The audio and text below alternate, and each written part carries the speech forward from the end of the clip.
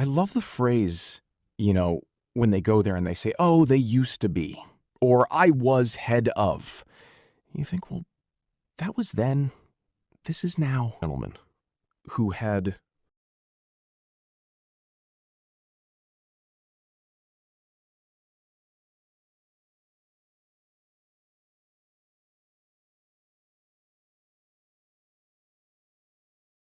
the gentleman who had been I won't name him because it was awful, really, but he'd been the spotlight operator for 50 years at that theater.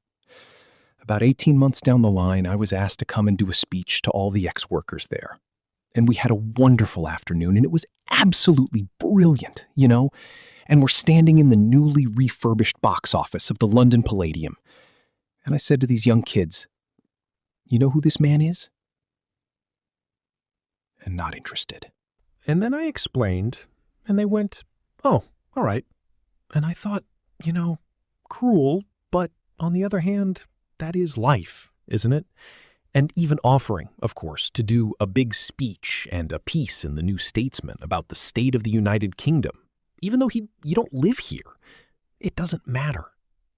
As I mentioned previously, Harry couldn't believe that this wasn't front-page news, because previously, in his real life inside the Royals, it might have just caught the front pages. Now, you're looking at a micro-celebrity who can't, basically. I've often said this, chums. This must be a brand new world for, of course, the Duke of Sussex, Prince Harry. He can't seem to get his head round the fact that he's not that important anymore.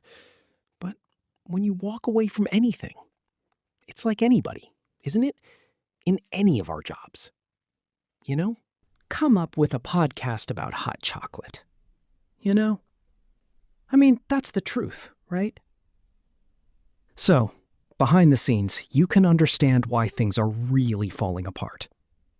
And Harry's becoming incredibly jittery regarding his ongoing battle for UK security, which has taken a bit of a nosedive. Let me explain. Morning. As I say, welcome back. Nice to have your company. Lovely to see you. Thank you so much for your time. This also caught my eye regarding the current state of our United Kingdom. This also caught my eye.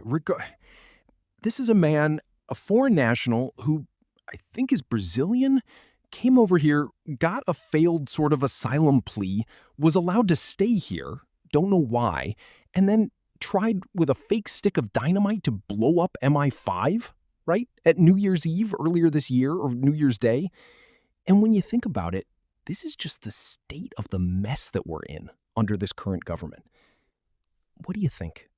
This to me is, whichever way you look at it, you should be out of the country pronto under the current. Now, as you know, basically, Harry thought he got on very well with this particular new incarnation of the government, headed by, of course, Sir Keir Starmer, who very quickly, I believe, in my opinion, chums, will be on his way out. Because at the time of recording this, the former health secretary, Wes Streeting, has now decided that he is also going to be in the running. So basically, they're all fighting, right? They all loathe one another. So 18 months down the line, when they were the best of friends and everything, now they all want the top job. They've realized Keir Starmer's useless, very unpopular. So let's just go for it and get what we can, right? But where this gets even more intriguing, and this is the thing that I find incredible when you think, is the fact that now, of course, Shabana Mahmood is also deciding whether she wants to have a go at becoming the leader. They always say, no. Behind the scenes, they truly don't mean that. Why is this a problem for Harry? Well, according to my excellent source inside government, basically, Shabana has gone a little cold of late on Prince Harry. And you have to remember, this is all down to the fact that they do not want to alienate His Majesty the King. Now, forget what you hear about all of this stuff of, the kings working in conjunction to bring Harry back. It's a nice story, but ultimately, it's about business in the end. It truly is. I know what's going on inside the Home Office, but nothing resonated in Ukraine. All of this sort of stuff is watched. And the fact that they're able to fly around, Markle disappearing off to Chicago, now disappearing off to Switzerland. They're looking at that security and thinking, okay, if you can do this, why should we stump up the money? The government are cash-strapped. They don't necessarily need former minor royals demanding all of this protection. They know how badly this would look. The bigger issue is this.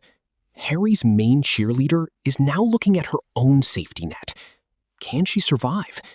And for Harry, whichever way she's thinking, it's about herself. You get the picture.